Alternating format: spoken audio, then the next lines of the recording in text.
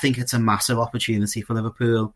It is, the cliche is a 6-pointer, and it definitely, I think, falls into that category. Going into the Arsenal game now, they've got a couple of injuries, obviously Saliba as well. I think he'll be missing the game, and obviously Odegaard, there's question marks over Saka.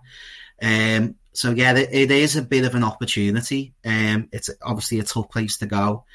Arguably, alongside the City away game, probably the hardest away game Liverpool are going to have this season. But yeah, I think Liverpool are in good shape.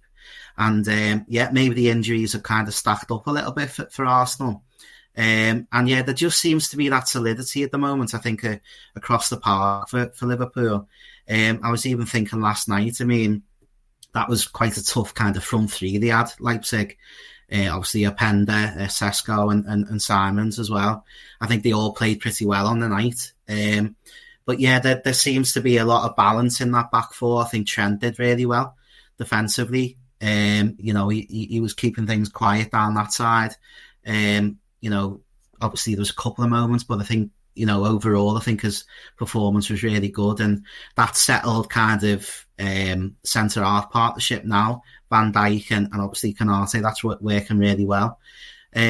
So yeah, I think like you've touched upon there with only the 6 goals conceded, that's a massive positive. And I think going away to somewhere like the Emirates to be able to keep the back door shut, and hope that your forward players can kind of maybe nick you a goal, or kind of similar to the Leipzig game a little bit, where if you get an early-ish goal in the game in the first half an hour, maybe you can sit on that a little bit more and it takes a little bit of pressure off. So yeah, there's a lot of positives to take from last night, and I think obviously heading into the weekend, 2 wins after the international break is a good kind of springboard, I think, for what's going to be a massive challenge, I think, for them at the weekend. In terms of that Arsenal game, it's interesting that you mentioned there that the players that are going to be missing. I think most people, away at Arsenal and away at Manchester City, you'd take a point. You'd absolutely take that in most seasons when those two teams are at the levels that they're at now. We saw last season that the title wasn't necessarily decided by who won in those big games. It was more the case that you had to win the other games around that as well. So, where do you stand heading into the weekend? The fact that Saliba won't be there, Martin Odegaard won't be there, and potentially Bukayo Saka as well. If Arsenal were to be without all 3 of those players, would it almost be a disappointment if Liverpool didn't go there and make a bit of a statement, even though it's still going to be really hard to go to the Emirates and win because of how good Arsenal are? Is this a real opportunity, do you think, for Liverpool? I actually think it is.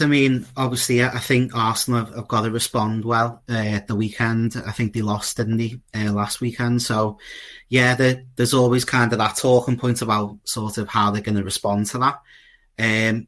But yeah, like you say, 3 of their kind of standout players, if they are going to be missing for that game, it does kind of give that window of opportunity for Liverpool, and it doesn't come around that often that you can go up against one of your biggest rivals and sort of have that bit of an advantage, I'd say, going into the game. Obviously, Liverpool's form's been that little bit much better.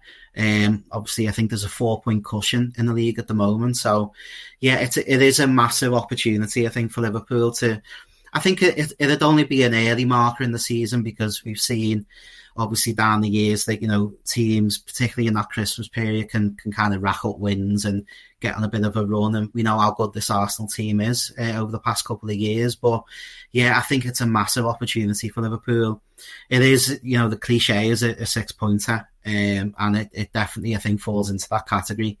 You never want to make kind of big, kind of tight predictions, but I think from sort of, the early weeks of the season anyway, up until now, the 3 standout teams overwhelmingly have been Liverpool, City and Arsenal.